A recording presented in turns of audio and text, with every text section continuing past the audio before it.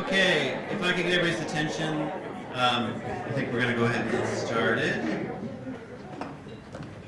Thank you guys all for coming out. For those of you who were here,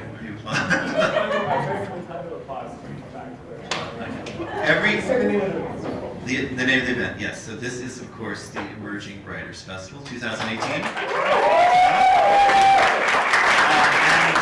This is for those of you who were here last night and who were at our panel this afternoon, you know this is the third of our events for the 2018 Emerging Writers Festival. So we are very excited. Of course, we got to hear Philip B. Williams and Liz Greenwood read last night. An amazing reading. Let's have a round of applause for them.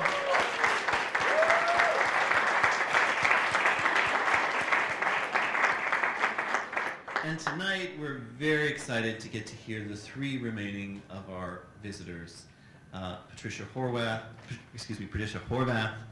Christopher Kempf, and Jung-Yoon. So we have a poetry sandwich, as they were saying earlier. Before we get started, I just want to thank a few people. I want to thank the College of Arts and Sciences for supporting this event. They generously support this event every year.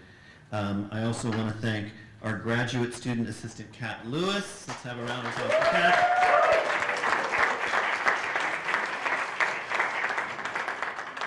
Kat. Kimberly Garrett in the English department. Let's give a big round of applause for Kimberly. She keeps everything going. And I want to thank Micah Ballard and David Garcia in the MFA program. Micah is the reason we have a microphone right now, so we can thank you very much, Micah. Is a microphone? Yeah, it is actually. That's the new name. And finally, I want to thank the USF bookstore for coming and selling books tonight. And so I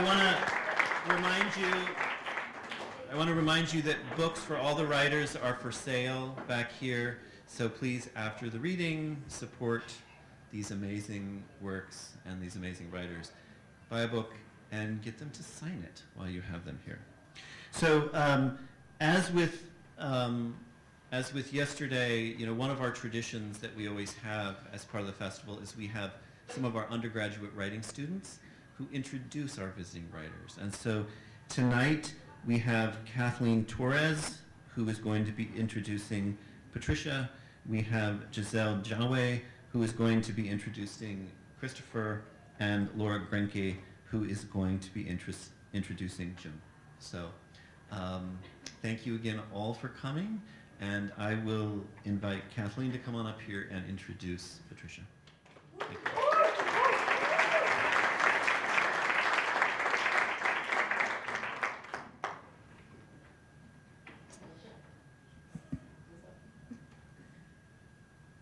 Hi, everybody. Hello. So the students who volunteer to introduce our emerging writers get to go and have a dinner with the writers just to meet them and talk about writing, and it's a really great opportunity. And at that dinner, I got to talk to Patricia, and I asked her, can writing be a form of therapy? And she said, no. You must have craft. And so I asked her, what is craft? And she gave me one of the best answers I've heard, which is that craft is when you take control of the work, using syntax, diction, and image. And so when I was reading through her work, I found a couple phrases that I thought were perfectly crafted in terms of her definition. So this is from her piece Gluttony, which is from a group of linked essays based around the 7 deadly sins and the 7 cardinal virtues. And it goes, it has a TV, this room, and the TV is set to Jerry Springer. Someone has stolen someone's man. Words fly, then chairs. The woman laughs, her mouth a mess of McMuffin. And so that was published in 2015.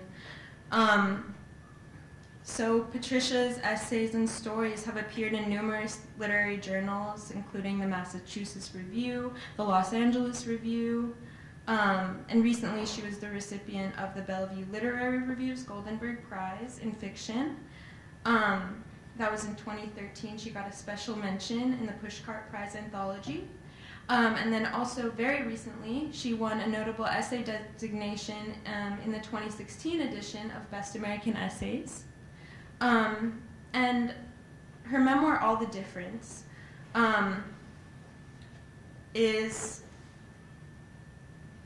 she won several awards for that. She received fellowship from the New York Foundation for the Arts and the Barbara Deming Memorial Fund. And it explores the connection between disability and self-identity and what happens to one's sense of self when a physical disability ceases to be visible. And I saw these themes in a lot of her work. And that kind of goes along with her idea of craft, which is also taking control of the work and making it your own. And I really admire that. So now she teaches at Framingham State University, and she's an editor at the Massachusetts Review. So please welcome Patricia.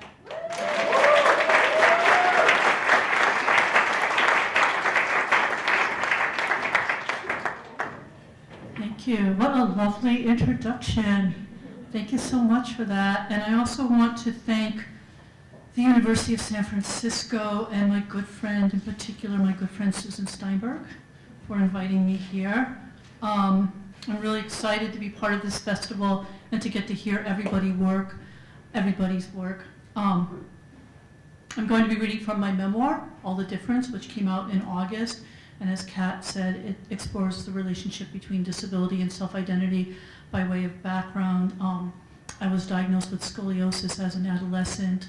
I wore a brace for a couple of years, and when that didn't work, I had my spine fused. I was in a body cast that extended from my chin to my knee. For about half a year, I was unable to move anything but my arms. Didn't go to school. I had tutors come to me. And I've become sort of interested in the literature of disability and some of the ways in which physical disability gets conflated with moral laxity. So it looks at that a little bit too. I'm going to read from the end, a couple of short chapters from the end of the book. The first one is called Pacifying the Beast.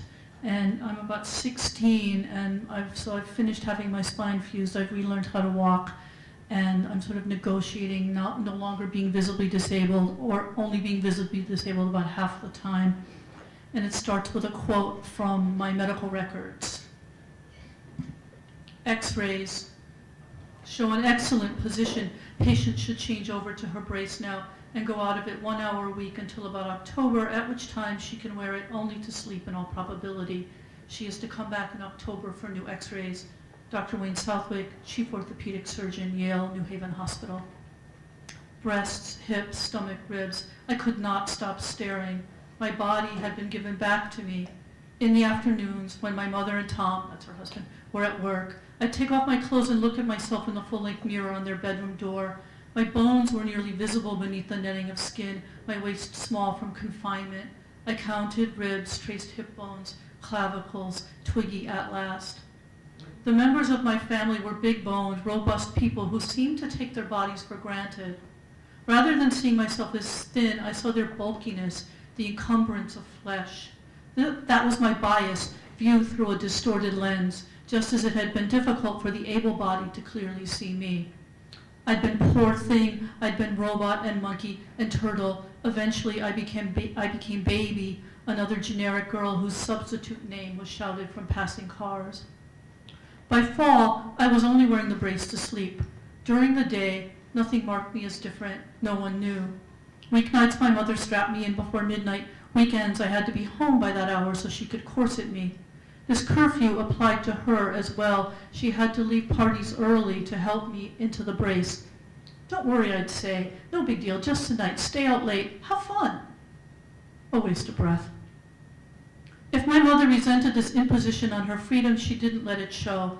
A small matter after all we'd been through, but I was impatient, sick of waking during the night with the weight of metal on my back, angry at this transformation into a visibly disabled person, even if no one could see. For Christmas the previous year, I'd been given a copy of Thomas Bulfinch's Mythology. The book was heavy, bound in blue faux leather, thickly illustrated, too heavy for me to hold above my head all those months I was supine.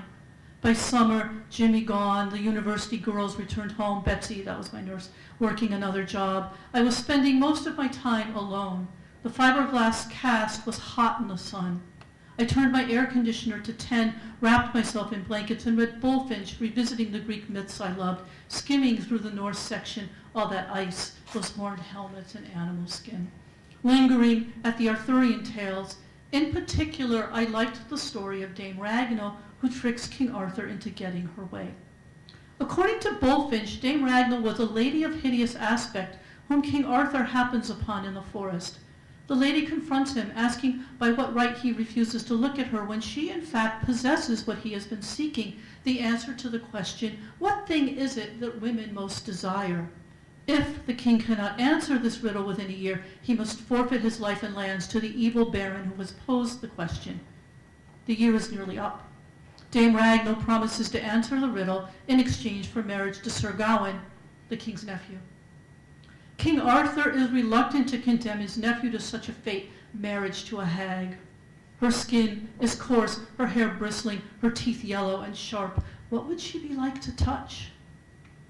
But Gawain insists on saving his sovereign's life. They accept Dame Ragnall's terms. Women, she tells the king, would have their will.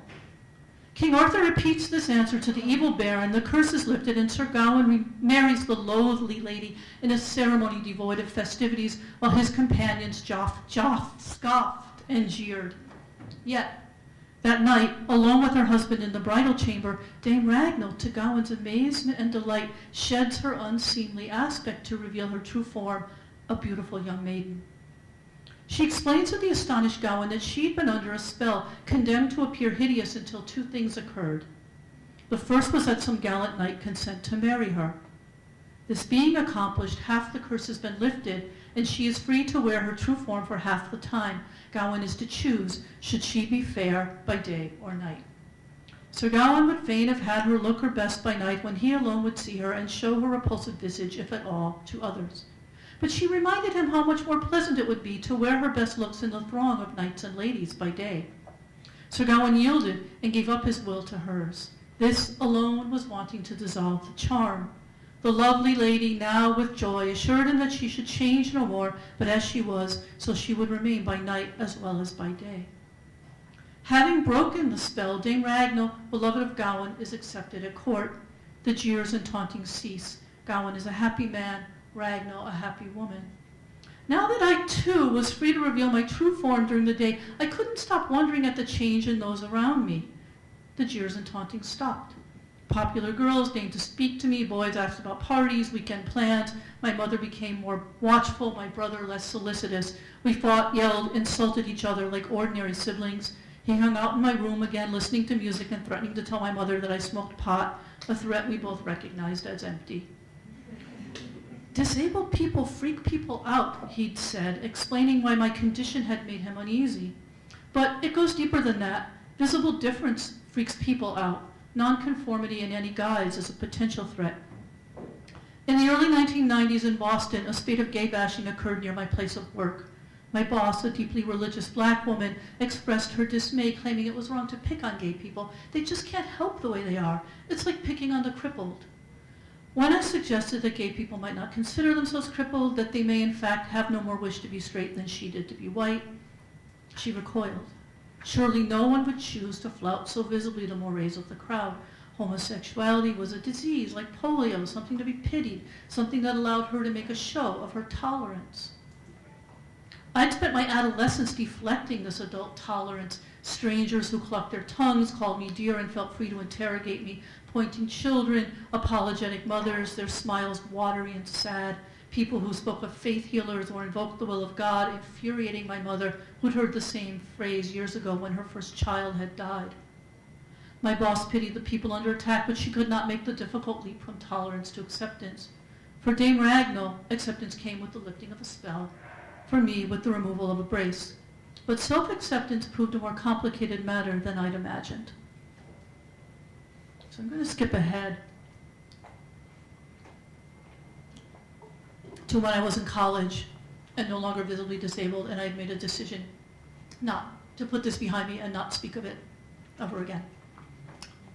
So much for that. This is called Unchosen. Most Fridays he'd hawk his guitar and we'd go to the movies or Cafe Algiers. During the week he'd pick up an extra shift waiting tables so he could get the guitar back in time to hawk it again. Because my apartment was cold, we spent weekends at his place, an attic in a house he shared with several other people, one of whom built robots in the basement.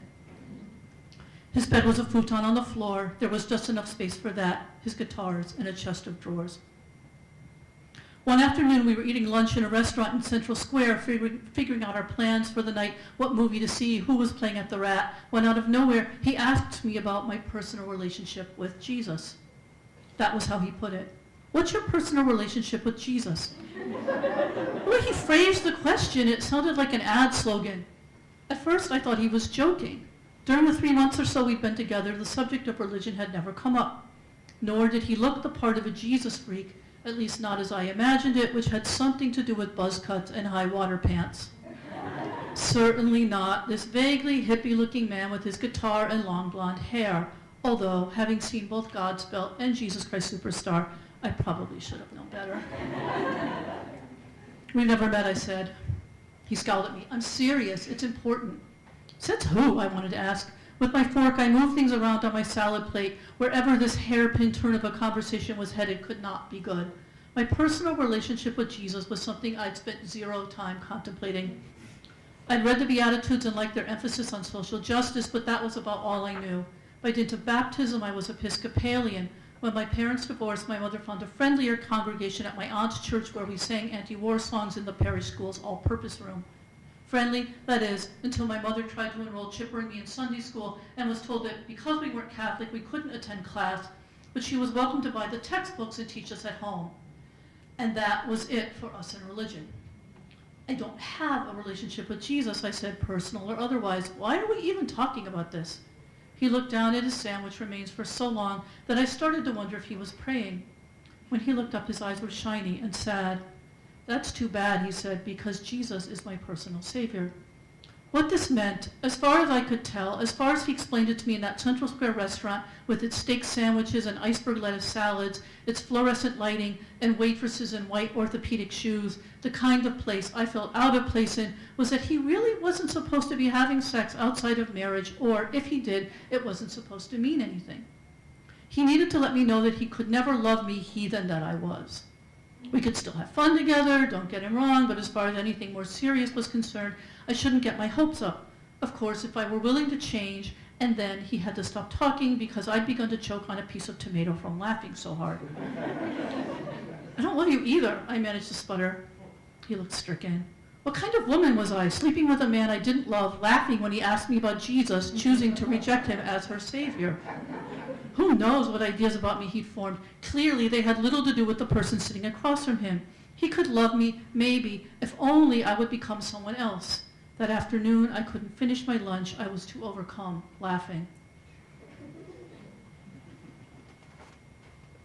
He was the first man to ask me about the scar, which by the time I was 24 was barely visible except at the base of my spine where it widened slightly.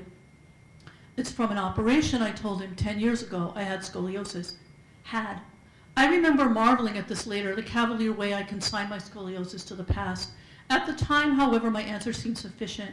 Certainly it satisfied my questioner's curiosity as he dropped the subject. I spent the next decade with this man, my opposite in so many ways. A black man from Alabama, 13 years my senior, with 2 children from a previous marriage. He was a former semi-pro football player turned photographer, a dyslexic who disliked to read, a man confident to the point of entitlement, and so handsome that at first I found it difficult to look at him directly. In his presence I felt charmed, able to laugh off his joke about my funny walk, my trick foot. Early in our relationship, he decided I could ride a bike. It was simple. Anyone could do it. My inability had to be psychosomatic. He would teach me how. I tried to explain that the issue was one of balance, not aptitude, but he refused to believe me. I just needed to try. And perhaps because I wanted to please him, I convinced myself that maybe he was right. What fun it would be, after all, to ride along the Charles River, the breeze fanning my hair. I'd take my bike to work instead of the lumbering Mass Ave bus. We'd strap our bikes to the roof of his car and go on weekend trips. All I had to do was be a good pupil, something that came easily to me. We walked his 12-year-old daughter's bike to a scruffy neighborhood park, a patch of lawn littered with soda bottles, beer cans, dog shit. The day was cold for early fall, the park nearly empty. A couple of kids tossed a football around. An old man in a soiled overcoat sat on a bench drinking from a paper bag. The bike was pink with streamers on the handlebars. It did not look scary. But the moment I mounted it, I knew I'd made a mistake. "Don't let go," I said. "Promise you won't let go." "I promise. Just sit there. Get used to it." I felt dizzy. The ground looked far away. I didn't think this was a feeling I'd ever get used to. "Okay," he said. "Ready?" He grabbed the handlebars. I kicked the kickstand free. The bike wobbled beneath me. He walked backward, leading. Then he let go with one hand. Instinctively, I put my foot down. "What's wrong? You were doing great." I was going to fall. "No, you weren't. I had you. You said you wouldn't let go. You promised." I didn't let go. I tried again and again. Each time he let go, I toppled. Sometimes I righted myself. Sometimes I landed in the grass, which felt surprisingly crunchy, not at all soft. The kids stopped playing and began to watch. At first they laughed, then they started shouting encouragement. "You got to get your speed up, lady," one of them yelled. "You got to pedal faster." Even the old man got involved, pointing and muttering between swigs. "Like to see you try it," I thought. "We'll trade. I'll take the bottle, and you get up on the bike." I fell on my knees. I fell on my side. I fell with the bike on top of me. I chipped a fingernail, got dirt on my jeans, wiped out on a discarded Big Mac wrapper. Whenever I tried to get up a little speed, I fell. Everyone had advice. Pedal faster, don't look down, just stay balanced. But that, as I tried to explain, was the problem. To begin with, I couldn't just stay balanced. Long after I was ready to quit, I kept at it. I wanted to ride a bike, I really did, but I also knew that my stumbling was no more within my control than my boyfriend stumbling over words whenever he tried to read. And did I bring home the paper every night, insisting he attempt to read it? Did I quiz him on the contents? His denial was a form of magical thinking. As if my failure, being a matter of choice, could with discipline be unchosen. The larger implication, of course, was that I couldn't possibly be satisfied with the way I was. Yet, to a certain extent, that was true. While I had scant interest in the reclamation of my soul and had broken up with the evangelical guitarist the day he tried to convert me, my body was a different matter. Given the option, a menu card at birth, I'd have checked the box for a straight spine. Perhaps then I'd have played sports, joined clubs, attended dances. Perhaps, like Chipper and my parents, I'd have been more social and self-assured. I might not have been so silent and aloof, might not have read quite so much, might not have begun turning myself into a writer right from the start. Who can say? When I landed hands down in a pile of crusted dog shit, I knew it was time to stop. Who was I trying to kid? I hadn't learned to ride a bike. I hadn't really thought I would, but I tried, and in trying, I'd shown my doubting companion that what my words had failed to convey. I'd gone into the park a student and come out the teacher. I'm going to read just a little bit more.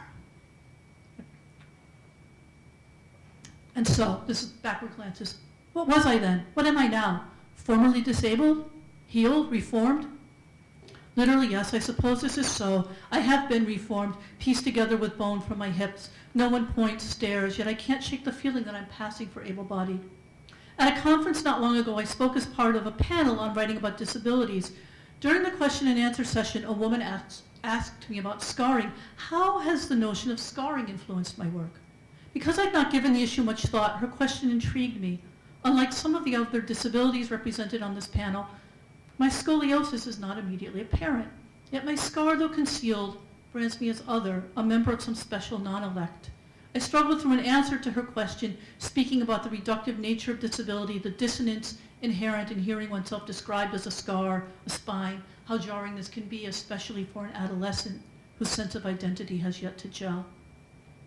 Only much later did I consider the question in terms of writing. A book, Kafka said, should be an ice axe to break the frozen sea within us. Writing chips away at inauthenticity because for the work to matter, it needs to get at what's essential. It's the thing that won't let go that counts. My own urge to write stems from a sense of vexation and inquiry. Something is bothering me, and I need to grasp why. Time, we know, does not heal all wounds. That's a fairy tale adage, something to see us through. Still, a certain amount of time needed to elapse before I felt able to write about any of this. The scar had to form, heal, fade. Until then, I did not want to dwell. There are myths for this, too. Cautionary tales for those tempted by the over-the-shoulder glance. Lot's wife, Orpheus, leave it alone. Don't look back. A few days after I turned 40, my father called to wish me a happy birthday. Decades earlier, during weekend visits, my father and brother had played games together. They wrestled on the carpeted floor. For Chipper, there were love pinches, piggyback rides, Hungarian-sounding nonsense names, Butchie Shondok, Ignatz. I was sweetheart. I read and read. Sweetheart, we're going to toss the ball around. We'll be back. Make yourself at home. Sweetheart, you like skiing? Jean-Claude Keely. Watch this. Later, when we were adults, Chipper, and only Chipper, was invited to my father's house on the New Jersey shore, a house I have never seen. I was my mother's daughter, my grandmother's pet, female, fragile, foreign. No place for me in this world of men. Fathers naturally favored their sons, their progeny, the person to carry on their names. This at least is how I had rationalized my father's preference. He'd disappear, months at a time, later years, stop answering phone calls, sending cards. Not even Chipper would know. Then a call out of the blue. I'm in town, business year old man, he's got something cooking. Let's have a drink. We stopped asking. This was normal for us. He'd stay in touch, long enough so we'd think it just might last. Birthdays remembered, Christmases remarked, gifts, cards, phone calls, drinks, before dinner cocktails, dinner drinks, nightcaps, one more nightcap, one for the road. Who wants another round? Your mother, here he would put down his highball glass, touch a knuckle to his eye. Your mother's a fine woman, terrific, the tops. But you need something, you call your old man. Got that? You call me. Then he'd disappear again, leaving us to guess. So when he phoned me, I was only mildly surprised, less that he'd called than that he'd remembered. Your birthday. His tone was emphatic, his words slurred. 2 days ago. Happy birthday, sweetheart, 40 years old. Wow, my little girl, 40. I can remember when you were just an itty-bitty baby. Oh God, I thought, oh my God, this will go on all night. Dad, listen, I have to. You were a little baby in your crib, so helpless, a little miracle, just lying there. And I said, God, let this be pure. Please, God, don't let this be corrupt. Well, that stopped me. I didn't know what to say. Who uses a word like corrupt to describe a newborn? Who invokes God begging that an infant be pure? Somehow, instinctively, I understood that he was speaking not of me, but of Michael, his first child, the brother I'd never met. My father's love, his paternity, had been corrupted by his son's death, an event I'd never heard him mention. The next day I told my mother about our conversation. 2 months after my brother had died, my mother was pregnant again, with me. A bittersweet pregnancy, one imagines, fraught with sorrow, filled with hope. My mother had not yet learned to drive, and for weeks she'd been after my father to bring home the photos he'd taken of Michael before he contracted spinal meningitis, a beautiful, healthy baby. My mother told me the story, how my father hadn't wanted to develop the photos in the first place, how he demurred, making excuses, quarreling. God damn it, I told you I'm busy, I'll get to it. Never saying what needed to be said, that he could not stand to look at photos of his dead son.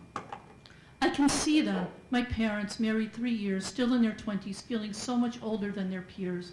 My mother in a print house dress, her auburn hair tied back with ribbon, dark crescents beneath her eyes. She's not been sleeping well.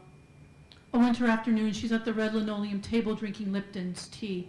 When she hears my father at the door, does she rise? Does she bite her lip, smooth her hair? Earlier that day, they quarreled again about the photos. She wants to see them, her son, gone now 3 months. My father storms into the kitchen, a large man, physically imposing, snow on his belted overcoat, in his cropped black hair. He pulls the packet from his pocket, tosses it on the table. Here, he says, here are some photos of a dead baby. Leave it alone. Don't look back. Like my brother who confuses mastectomy with vasectomy, whatever, you know, I hate all those hospital words. Like so many others, my father has no words for illness, loss, or pain. He will not speak of it, not his father's death to lung cancer, nor his infant son's meningitis, nor later his mother's fatal stroke. Pressured by my grandmother, He came once to the hospital to see me, left within an hour, and did not return. Language, of course, is not neutral. It fosters dichotomies, judgments, sickness and health, straight arrow, straight and narrow path, straight shooter and queer duck, queer as a $3 bill, queering the deal, black and white, disabled and able-bodied, being of sound mind and body, I do hereby. I was on one side of the equation, then on the other. But the boundaries are porous. Each one of us is potentially disabled. Looking too closely at the other becomes a vexed act. More than gender, it was illness that had always separated my father and me. Illness, frailty, death, loss. I was the replacement child, awkwardly formed, dangerous to love, buffer between the son who had died and the robust boy 2 years my junior, whom my father named for himself and whom my grandmother nicknamed Chipper because she said he was a chip off the old block. My existence made it safe for him to be loved. It's taken me all of my life to understand this. Thank you.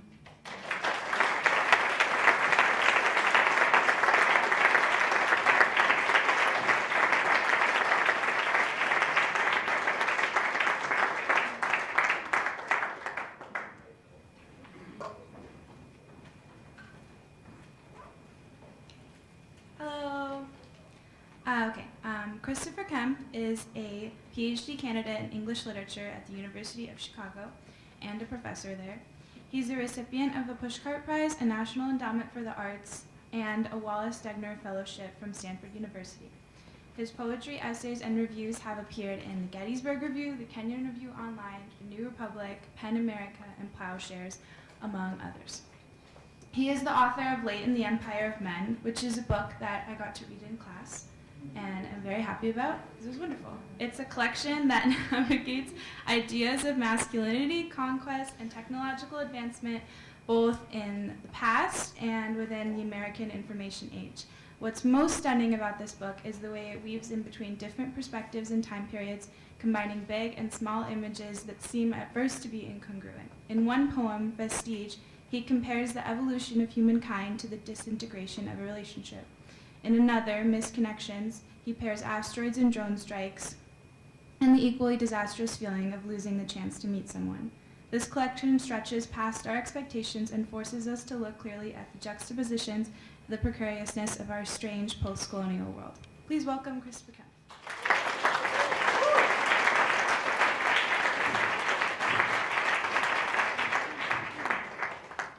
Thank you, Giselle. You speak far more powerfully about the book than I will. Thank you, Bruce, and thank you to Kimberly, who I haven't met yet. Is she here? And all the faculty for having me. I've been so impressed by this program, and thank you all for coming. Seems like such a warm energy in this room, and I'm very proud to be reading with you all and with these fabulous other readers. So this is a part of the country that has meant a lot to me. So I thought I would start with a poem about this part of the country by a writer from San Francisco, who's my teacher here. When I lived out here, I really grew and developed a lot as a writer, and that was because I had fabulous teachers. So this is a poem about coming back to a place, about the impossibility of coming back to a place, and about the place that imagination is. It's called Starting Over, and it's by W.S. DiPiero. I can't not keep coming back to this place. That's not a place. It's pepper trees, olive trees, lilac, narcissus, jasmine, here with me, and mock orange and eucalyptus, and cypress flat-topped by sea wind. Here are interstate concrete, desert dust, hard pan. Here are cobblestones and steep, bricky streets, Death Valley's salt flats. Here, red granite domes that cool at night and groan. The vagrant imagination rushes toward the world in fear of forgetting anything. Witness and invent, it says, and stay in motion in every invented place. It tells me, here you are the nothing that is this place, and all places are you, none of them yours to keep. My book is very much a kind of Bildungsroman. I grew up in Ohio, eventually moved to California, and it's thinking about that kind of westward trajectory in the larger context of a quote-unquote manifest destiny. and trying to situate that notion of empire in dialogue with other empires, particularly Rome. You'll hear that a little bit in this first poem. This is the first poem in the book. I was born in Marion, Ohio, which is a very small town north of Columbus. And it's where President Harding was from. He's buried there. And he's buried there in what is the last of the great presidential tombs. We tend to bury our presidents now at modest sites attached to their libraries. But up until Harding, they got these kind of fabulous monuments. And Harding's just the last one. It's where we would go sledding. So that's the historical dissonance here. And it just mentions Oswald Spengler, who is a philosopher of history who used to write these kind of grand civilizational narratives about the rise and fall of civilizations. So when you hear that name, that's what that is doing. I'm going to read 7 poems. So this is the first one in the book. It's called Sledding at Harding Memorial. It was how humans, the future will say, entertained themselves those last centuries winter existed. Cribs of dogwood racked in the side yard, jarred fruit. Fat in our snowsuits, my sister and I approached together the gate's wrought bars. Beyond them, the president we understood slept beside his wife in the frozen stone-set earth of Ohio. Here, in 1923, street after street of our hometown trimmed in black felt, his funeral train paraded at last to a stop. The body, locked in ice since California, face wired shut, sunk slowly in its chamber.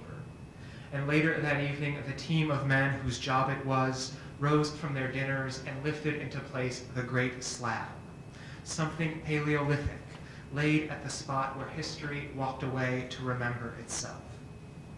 And somewhere far below us, our father watched. I held my sister in my legs and allowed, as he'd done, the numbed earth to pull us toward him. Wind lashed our faces. The formed plastic of the sled scored the ground behind us. And after we had stopped, our father, become suddenly a beast in harness, hauled us back. Like that, Spengler says, the pyramids rose. Ranks of men bent forward, the future's certain devastations arrested by inscripted stone. And roping our sled to his own, he towed us, colorful train of blood and plastic, back to the hill's edge, and together, pressed tight against disaster, that very last of our grand tombs looming above us, we began again the descent. In thinking about a kind of an empire of the United States in comparison with Rome, I'm thinking a lot about the kind of decline of empire, which seems more and more imminent every day. That's not necessarily a bad thing. So this is a poem kind of trying to just kind of register the sense of decay or decline in a decade that I came of age and that is very dear to my heart still. It's also about teepeeing houses. Do people still do that? Which is a great pastime. It's called in the 90s. In the 90s, we were 5. We were pirates each Halloween and wore our teeth black, like the blacked out windows of the cities we were bombing. We watched each night the neon tracers blaze the sky of our televisions, listened to Peter Jennings, who was Canadian, explain it. How Baghdad was a real city somewhere, though it sounded like a sack full of fathers. How the mosques wailed for days. We didn't know in the 90s we were poor. We played with army men in the desert of our dingy living room floor, with Legos on the ocean of our bedrooms. We moved twice in the 90s. We liked Mike. We liked 90210 and soaps. We didn't know what sex was in the 90s, then we knew. We named an 80-acre mall for our country. The cops clubbed Rodney King on camera in the 90s. We saw it. We watched all night in the 90s, the night Diana died. We cried. We cried many times in the 90s. In the 90s, we turned 15.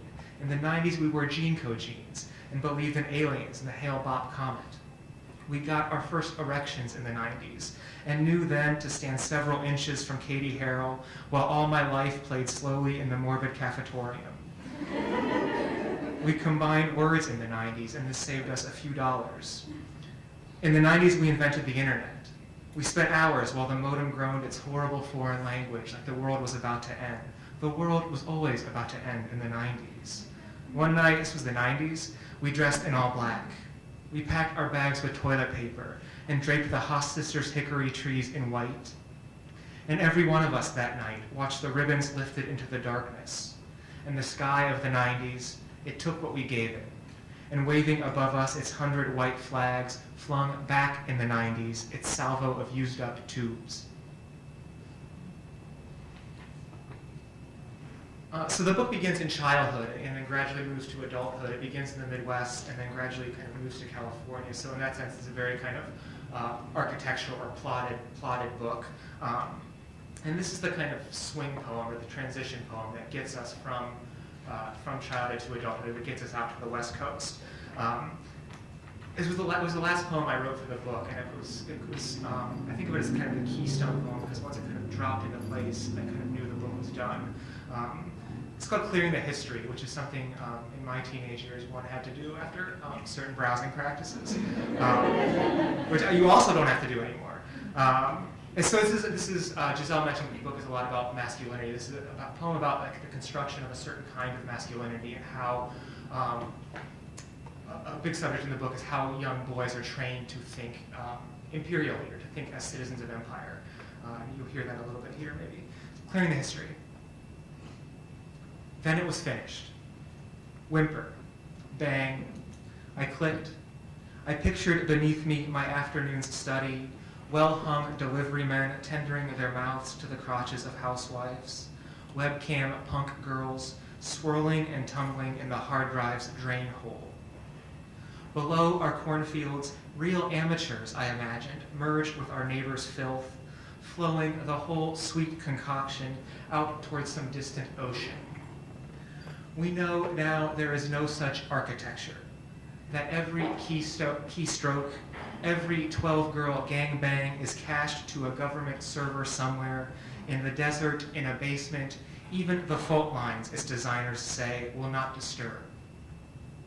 I wanted, though, when I came to California, to forget my father in the doorway, the way he did not hit me, did not for a single instant acknowledge the blonde, unbelievably limber babysitter fist-fucking on his office computer, or later, lowering his eyes in shame, my first girlfriend as she vaulted the couch.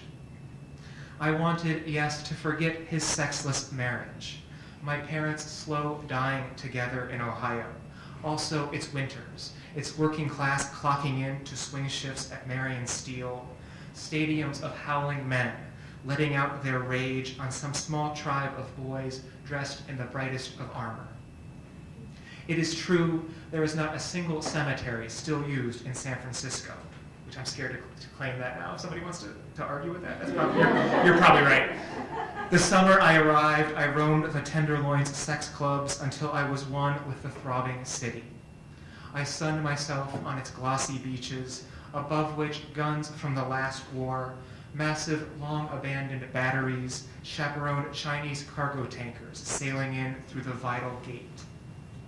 Gun, go bang, bang. One will note, of course, the sex that leaked from everything.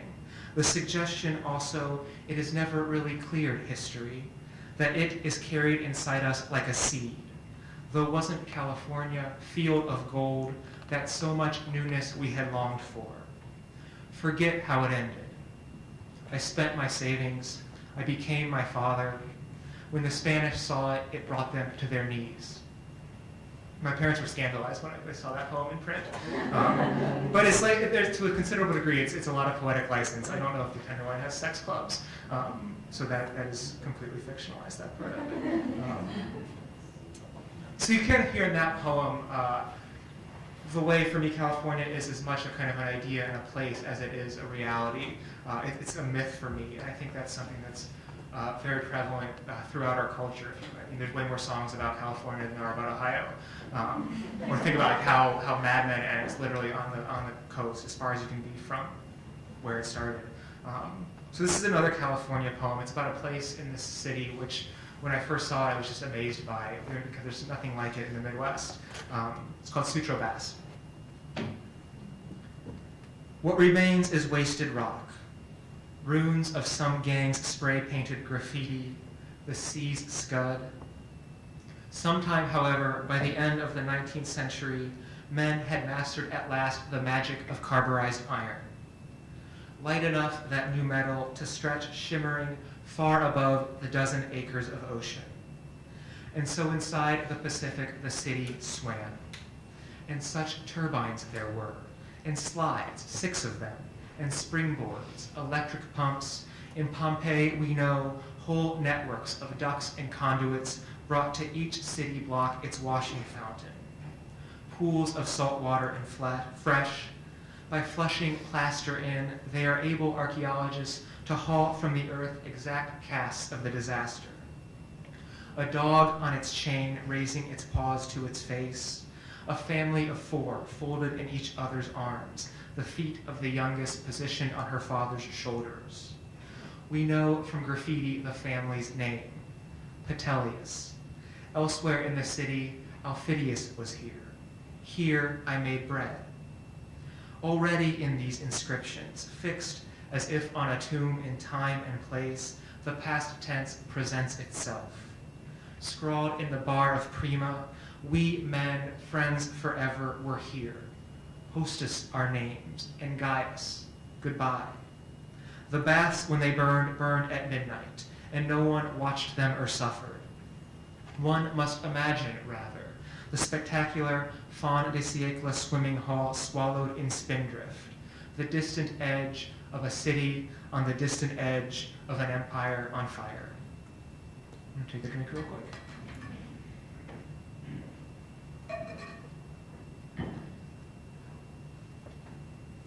This is a poem I don't usually read because it's a little bit longer and there's a lot of history in it, but it's another California poem to a certain extent. And it's about, to me, what seems one of like the most mythic experiences in this country, that is like cross-country road trip, which seems to be like such a powerful way to feel the country beneath you, to feel its size or its smallness, which also struck me. So this is about driving east from San Francisco to Chicago on Interstate 80. You hear in a lot of these poems the kind of layering of different historical moments. I think I'm very much a writer of place, and the way I experience places as this kind of palimpsest in which various times and peoples are kind of here simultaneously. So this is called 80 East Nevada. It's also about the Donner Party, which is another great metaphor for this country. And in the opposite direction, west from Omaha and Independence, the settlers of California traveled 2 once. Their wagons loaded with buckshot, and sometimes with dressers even, and ovens, along the same labyrinthian river, the Humboldt, the road still to this day trails. A day out from San Francisco, we know the towns through which we pass, Nevada's sad, forgotten gold belt, by the massive hillside letters men in those places arrange the rocks as. E for Elko. Oh, there is always for us the hunger to inscribe with our own narratives the wild, high Sierra scrub of what we fear. To form, as couples before us have done here, hearts of rock in the sand.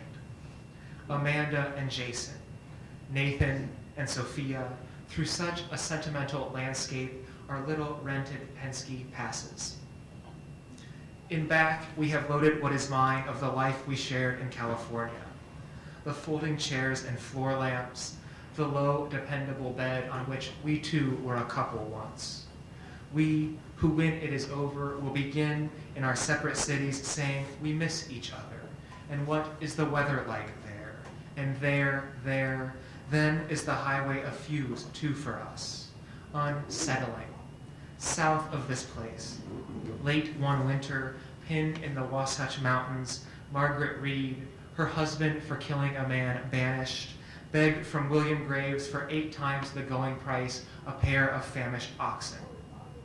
She watched the children pick from their teeth even the poor beast's hooves, and later, taking care, she says, that no one should consume a relative, they let themselves at last imagine each other as meat.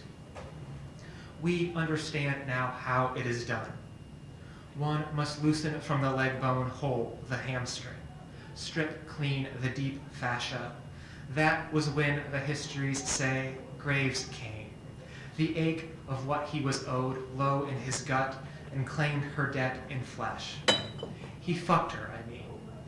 And we who have convinced ourselves that when it is over even, we will talk still and be close, know in our bitter and digestible bones how barren and uncrossable a continent the heart is, how sheer its cliffs. The cities and towns along the highway here hand-painted their geoglyphs red, white, and blue in the wake of the towers falling. We watched the sea of Carlin, Nevada, flag-colored outcropping, drop away behind the Penske's insect-speckled glass. We will pass through many states still, you and I, but we say, were in California once and young. Just gonna read two more poems. High school graduation party.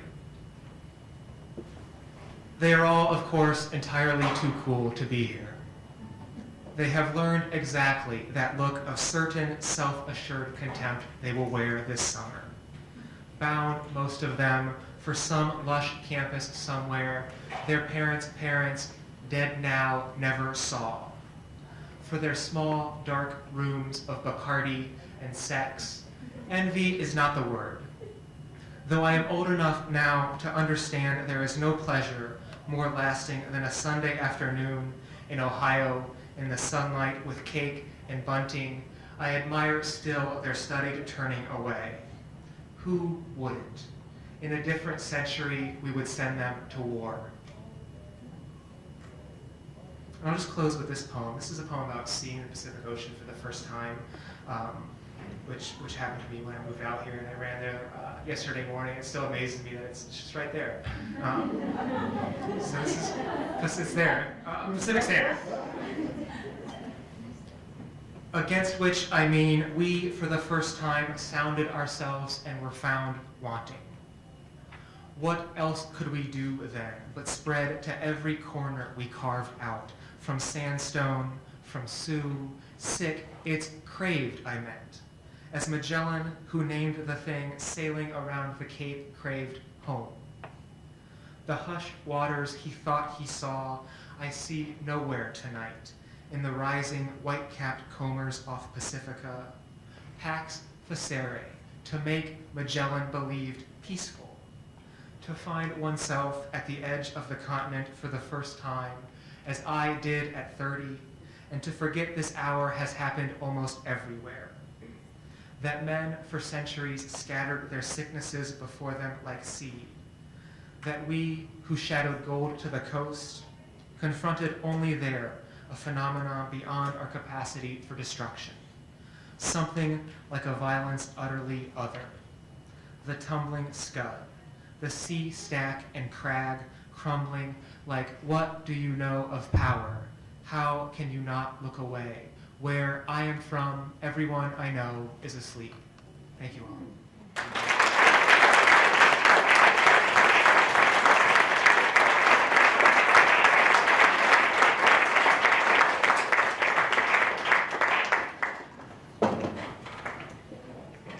Thank you all so much for coming. This has been an amazing event, an amazing second night of reading, so thank you for being here. I'm so excited and honored to introduce our last guest, Jung-Yoon. So a little bit about her. Jung-Yoon was born in Seoul, South Korea, and she grew up in Fargo, North Dakota. At the dinner that Giselle and Kathleen had mentioned, you know, we talked a lot about North Dakota, which happens to be a pretty small state. She attended Vassar College, the University of Pennsylvania, and the University of Massachusetts at Amherst, where she received her MFA in creative writing. Her writing has been featured in a number of prominent literary magazines such as Tin House, the Massachusetts Review, the Atlantic Monthly, and the Los Angeles Review of Books. She has also been the recipient of 2 artist grants in fiction from the Massachusetts Cultural Council, an honorable mention for the Pushcart Prize, and fellowships such as the MacDowell Colony, the National Humanities Center, and the Virginia Center for the Creative Arts.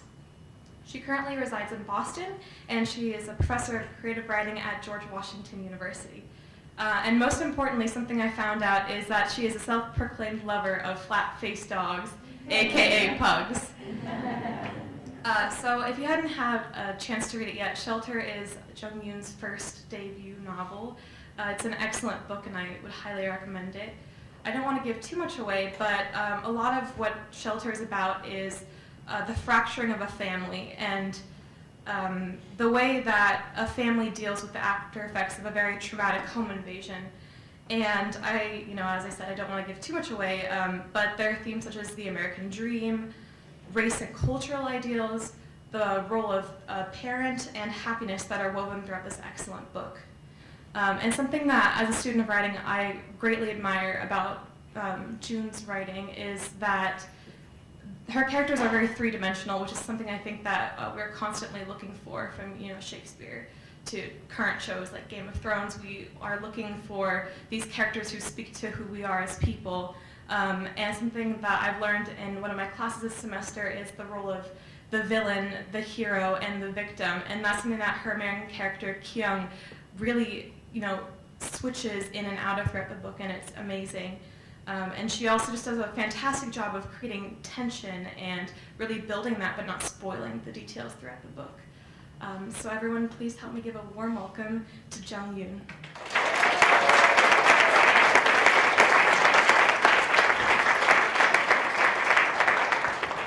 Thank you so much, Laura. That was great. Thank you all for being here on this very rainy evening, and to all of the faculty and staff and students who have been so kind in hosting us and making us feel so welcome. It's been a really great festival. I'm going to read from a very early scene in Shelter, and I think the two sentences of wind-up that you will need. The main character, Kyung Cho, has woken up on a Saturday morning where he thinks he has nothing to do. And it turns out that his wife, Jillian, has invited a realtor to come to their home.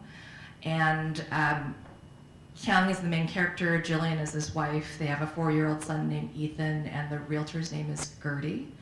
And a couple of other characters show up along the way. So here we go. By the time the realtor arrives, Kyung has completed exactly 0 tasks on his to-do list. The garbage disposal, still broken, might even count as -1.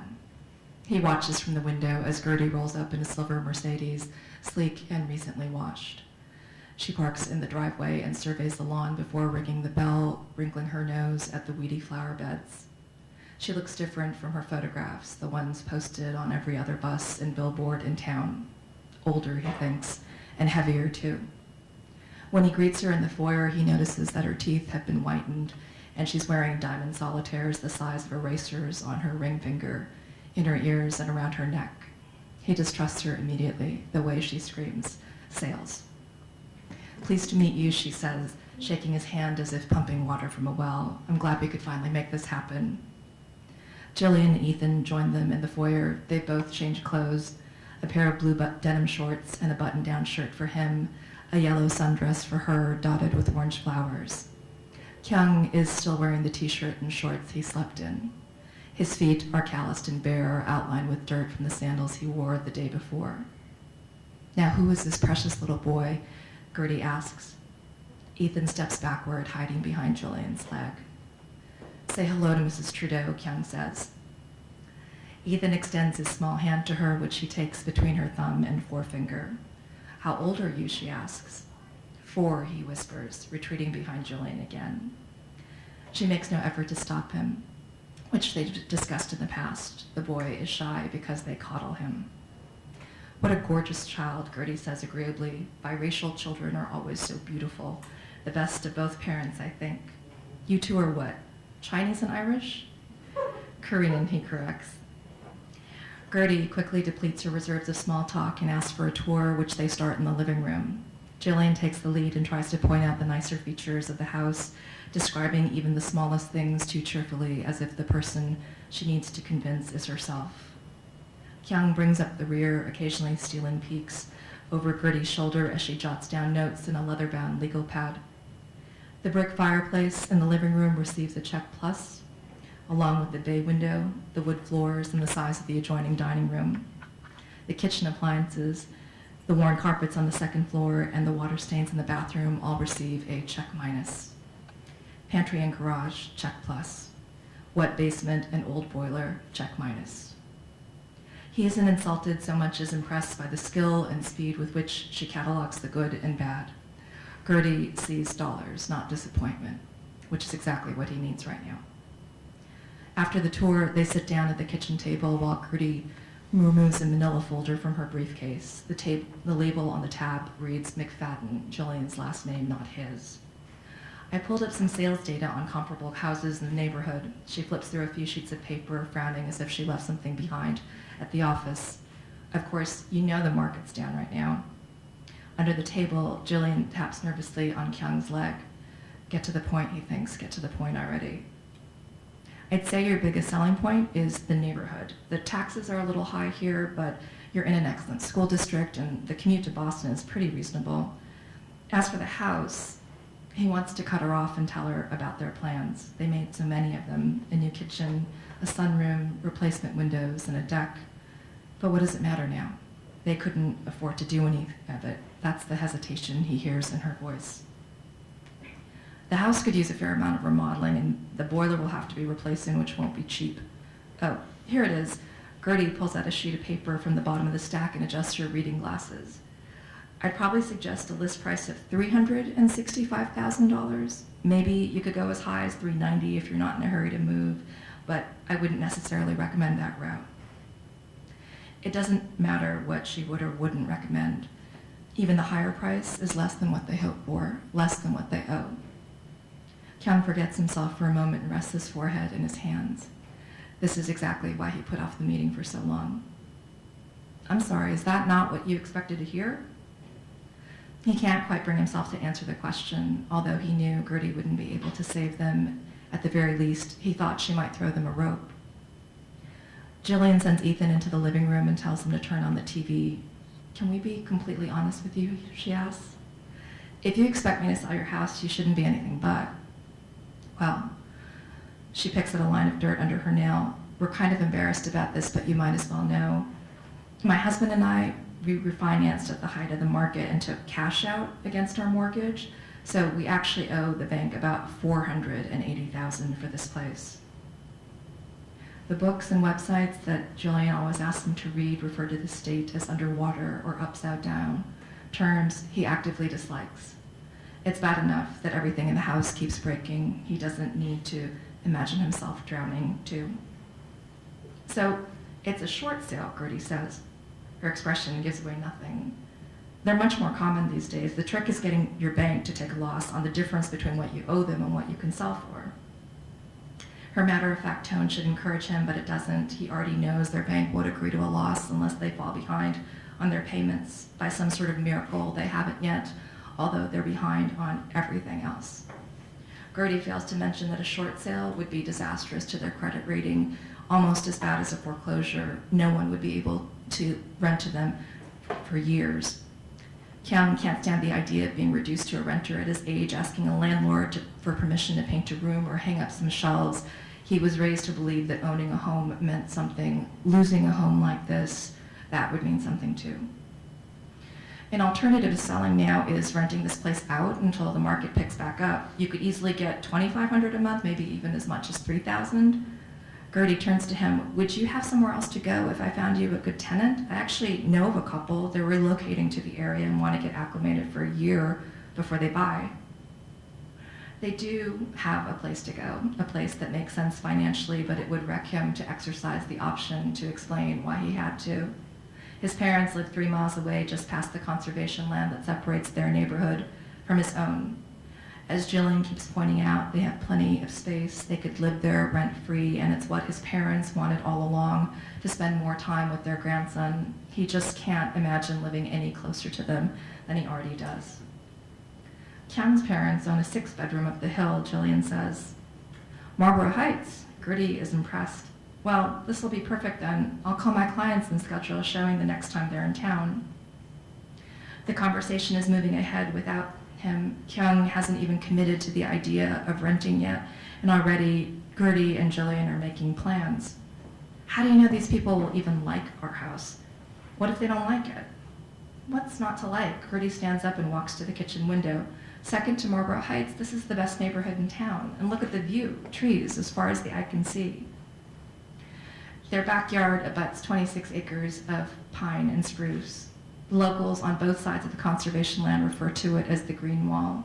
It was the feature Jillian fell in love with when they first started house hunting, that sense of being surrounded. The 3-bedroom colonial was at the top of their price range, but he could tell how much she wanted it, and he wanted it for her. Now their decision is ruining them. He shakes his head and glances at Gertie, who hasn't said a word since she turned toward the window. Her eyebrows are angled deeply into a frown, and her mouth is open as if she means to speak but can't. Is something wrong with the yard, he asks. Slowly, she lifts her finger and taps on the glass. I think that woman out there, I think she might be naked. Kyung and Jillian gather around the window, craning to see what she does. Their backyard is empty except for the swing set and clothesline. The neighbors' yards, too, all empty. He looks out toward the overgrown field of weeds and wildflowers where their property line ends and the conservation land begins. Kyung's eyesight isn't what it used to be, but when he squints, he thinks he can see someone wading through the tall grass. Is she actually naked? He asks. Jillian leans in closer, fogging the glass with her breath. Jesus, Kyung, I think that's May. He narrows his eyes, trying to sharpen the blur of lines and colors coming at them. The woman's hair is black like his, but with the sun part behind a cloud, he can't make out her face. It's not her, he thinks. She's limping. May doesn't have a limp. You two know this person? Gertie asks. I think it might be Kyung's mother. He continues staring as the woman approaches, holding one hand over her breast, the other over her privates.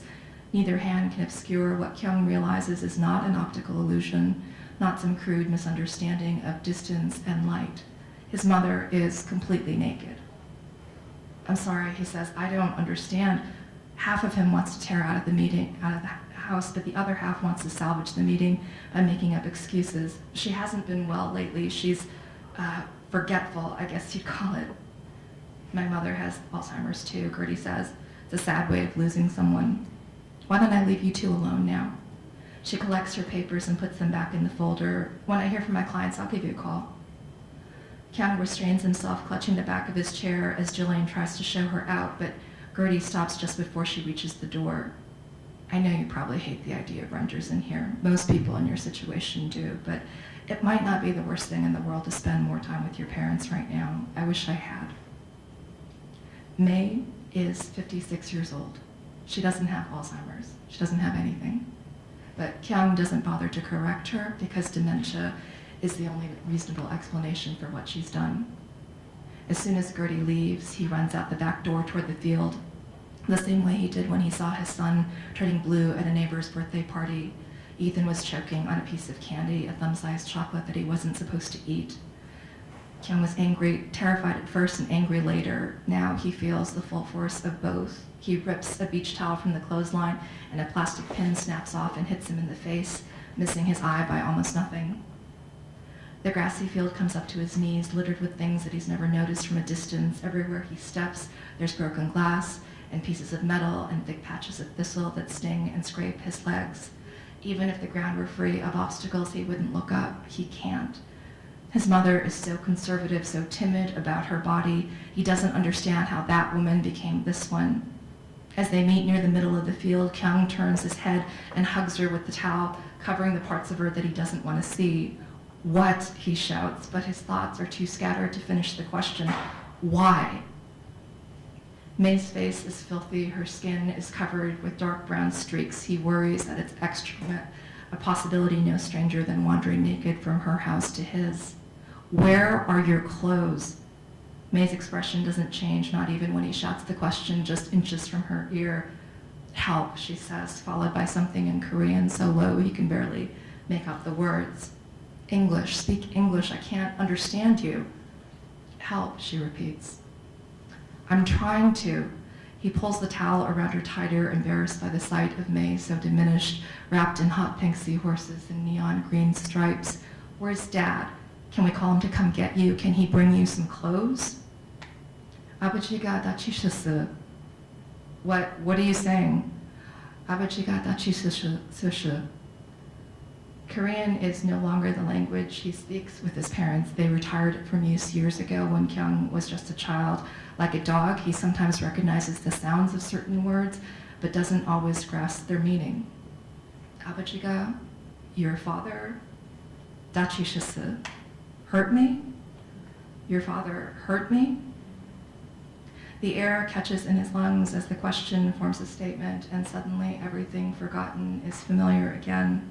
He turns May's face toward his, gently lifting her chin until he notices the bruises, 2 in the center of her throat, 8 more fanning out on the sides of her neck. Fingerprints. When he backs away, the towel slides off her shoulders and falls to the ground, but May doesn't reach for it or even cover herself with her hands. She just stands there, trembling as he takes in everything that he missed before, the scratches on her arms and breasts, the bloody patches where her pubic hair has been ripped out. Bruises everywhere, bruises again. Behind him, the kitchen door squeaks open and bangs shut. Is she all right, Kyung? What's going on? As Julian approaches, his mother buries herself in his arms and starts to cry, but it's like no cry he has ever heard before. She wails long and low, like a wounded animal that any decent man would have the sense to kill. Thank you so much.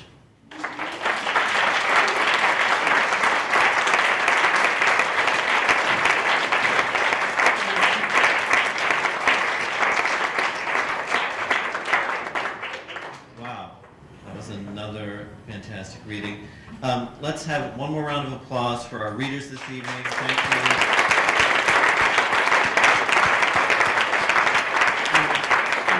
you. Thank you again to all of our readers. Thank you to all of you guys for coming out. Don't forget that there are books for sale in the back, and help yourself to some refreshments. Thank you guys.